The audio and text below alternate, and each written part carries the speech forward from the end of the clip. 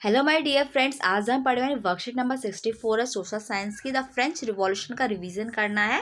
3 to 5 marks वाले question है और हमारे पास बहुत सारे क्वेश्चन है, टोटल 15 क्वेश्चन है।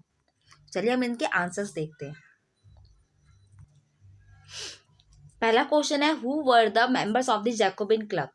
आपका आंसर है इसका farmer, student, teachers, small worker, traders were the member of the Jacobin club. Give a brief description of the two philosopher who contributed in the French revolution. तो आपका answer देखिए, Montesquieu, in his book The Spirit of Law, refuted the principle of king divine right and offered not to a critic of French politician institution but also alternative. He brought that the French government is the autocratic government because in the France all the power related to the executive, judiciary and the legislature are concentrated in the hands of one person, that is the king. So the French people do not have the freedom. Second है आपका Rousseau talk about the freedom of man through his book Emily, Social Contract and the Raisonnement. He said that despite being born free, humans are still clutched with their chains. The only way to get rid of these chains is to return to the natural primitive state. The Russian said that the compulsory and the universal duty of a state made to collective will to conduct the work, considering the most society as a paramount. ये दो कितना है, दो philosopher की कहानी है जिन्होंने अपनी बुक में लिखा है कि हमें जो है पूरा अधिकार मिलना चाहिए और हम सभी को, जो राजा जो है वो हमारे ऊपर जो पूरा अधिकार कर रहा है उसे खत्म करके हम सभी को प्रॉपर एक अधिकार देना चाहिए और सभी को समान अधिकार मिले। थर्ड क्वेश्चन कहता है, who was the Olymp de goose. Olymp de goose was one of the most important of the political active women in the revolutionary France. He protested against the constitution and the declaration of the right of man and the citizen, as they were excluded women from the basic right that each woman being was the entitled to. Olympe de Gouges कौन थी? तो Olymp de गूज एक औरत थी जिसने French revolution में बहुत ही अच्छा, उसने बहुत ही एक्टिव किया, वर्कर थी और उसने right of man and the citizen का एक डिक्लेरेशन था, उसके खिलाफ उसने आवाज उठाई थी क्योंकि उसमें वुमेन्स के जो राइट थे उसे रोका गया था। फोर्थ क्वेश्चन है, what is the Robespierre in the France referred as the region of terror. जिस टाइम पे रॉबेस्पियर ने जब रूल किया था उसे रीजन ऑफ टेरर क्यों कहा जाता है? तो Robespierre followed the policy of severe control and the punishment all those whom he saw as a being enemy of the republic, ex noble, clergy, member of other political parties. Even members of his own party who did not agree with his method were arrested, imprisoned, and they tried to revolutionary trouble. If the court found them guilty, they were guillotinized. इसमें कहा गया है कि Robespierre ने बहुत ही सख्ती वाला कानून लागू किया था उस टाइम पे। जितने भी मेंबर्स जो थे उसके खिलाफ जा रहे थे और ऐसा लग रहा था कि जो भी रिपब्लिक के एनिमी है उन्हें सबको उसने जेल में डाल दिया और जिनको गिल्टी पाया गया उन सभी को फांसी चढ़ा दी उसने। फिफ्थ क्वेश्चन है, how was the life of woman in the French society. French society में औरतों की कैसी लाइफ थी? Woman work as the seamstress, as the laundress, sold flowers, fruits and vegetable as the market, and were employed as the domestic servant in the house of the prosperous people. Most women did not have the access to education and job training. Working women has also took care of their family, cook, fetch fresh water, clean up for the bread and look after the child. जो भी औरतें थी वो क्या करती थी? वो सामान बेचती थी या फिर कपड़े धोती थी और सिलाई बुनाई करती थी। वो फूलों को या फिर जो फ्रूट्स है उसे मार्केट में ले जाके बेचती थी और काम वो कहाँ करती थी? प्रॉस्पर जो भी अमीर लोग थे वहां पे वो काम करती थी। और मोस्ट ऑफ दी औरतें थी उन्हें एजुकेशन का कोई भी राइट नहीं था और ना ही जॉब ट्रेनिंग के लिए था। सिर्फ जो वर्किंग वुमेन्स थी उन्हें अपने घर की भी, फैमिली को भी देखना होता था, साथ ही साथ सामान भी लेकर आना होता था।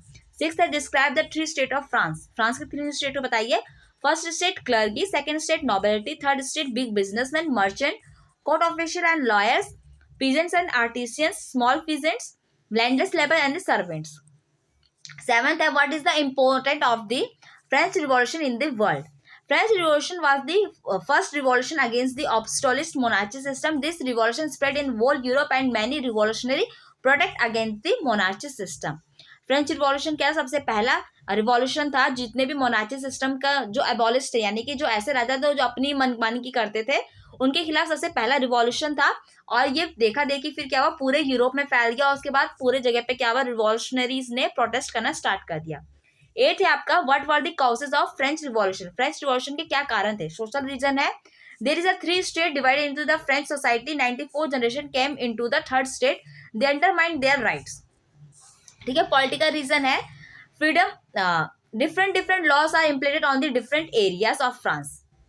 ठीक है, आपका इकोनॉमिक रीजन कहता है all the financial resources of France was drain, जितने भी वहां के फाइनेंशियल रिसोर्सेज है सभी सब क्या हो गए थे, खत्म हो गए थे। नाइन्थ है आपका how was the economic condition of France at the time of accession of the Louis 16। जब लुई 16 राजा बना था उस टाइम पे क्या कंडीशन थी फ्रांस की।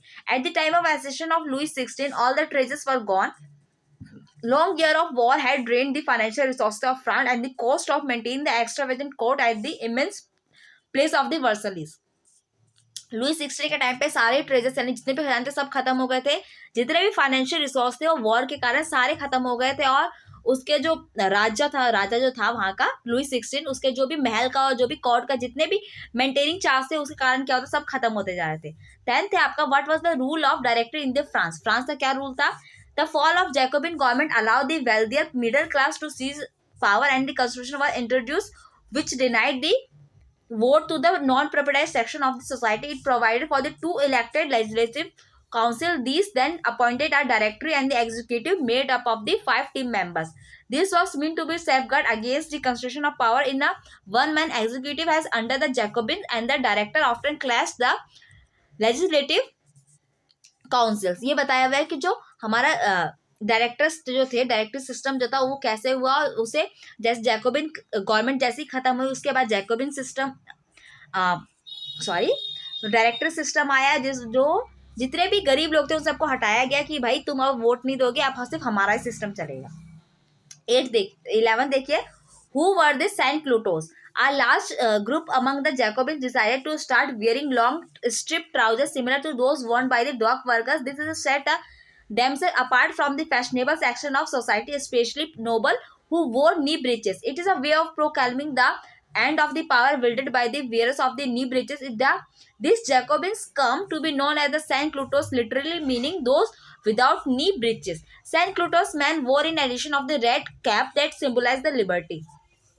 सेंट क्लोटस कौन थे। सेंट क्लोटस एक ऐसा ग्रुप था जैकोबिन का जो कि सिंपल ट्राउजर्स पहनता था, जो कि बहुत ही लंबा लंबा था, और उसके बीच में क्या था, ब्रीचेस नहीं पहनते थे। मतलब ब्रीचेस जो होती है वो टाइट टाइट पैंट की तरह होती है, जैसे जीन्स होती है हमारी टाइट टाइट, वैसी ब्रीचेस होती थी। तो उन लोगों ने ब्रीचेस वाले लोगों से अलग दिखने के लिए इस तरह के ट्राउजर्स वो पहनते थे। ब्रीचेस वाले जो लोग थे वो फैशनेबल लोग थे, और वो क्या था, उनके ज़्यादा सोसाइटी पे उनका ही राज होता था। तो जैकोबिन्स क्या था, वो एक नीचे वाले तबका जो था उसका पूरा ये ग्रुप था, वो क्या बताता था कि हम जो है उनसे अलग है, और हमारे जो है हम लोगों की ये क्या है, हम लोग लिबर्टी के लिए लड़ते हैं और हमारी पूरा इसी के ऊपर फोकस है। ठीक है, 12th आपका देखिए what is the main difference between a republic and the monarchy system government. The republic government people have the power to choose the representative for them and they have right to know and take the decision for them. King ruled in the monarchy system, only he have the right to take the decision and impose on the people. 13 है what was the situation of slavery in the 18th century France, how it was abolished. In 18th century there was a little criticism of the slavery in the France. The National Assembly held long debates among the whether the right of the men should be extended to the France subjects, including those in the colonies, means to free all the slavery. Slavery was finally abolished in the French colonies in the 1848. 14th question है when and how France became a constitutional monarchy after Louis XVI.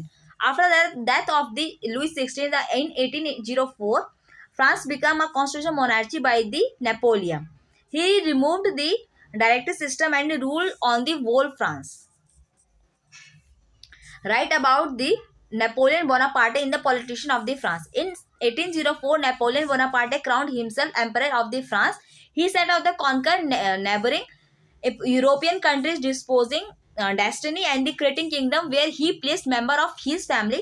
Napoleon saw his role as a modernizer of the Europe. He introduced many laws such as the protection of private property and uniform system of weight measure provided by the celestial system. Okay friends, यहाँ पे हमारा video complete होता है। I hope आपको video अच्छा लगा, उसे like कीजिए, कमेंट कीजिए, शेयर कीजिए। आप भी वीडियोस देखने के लिए मेरे चैनल को सब्सक्राइब कीजिए। Thank you.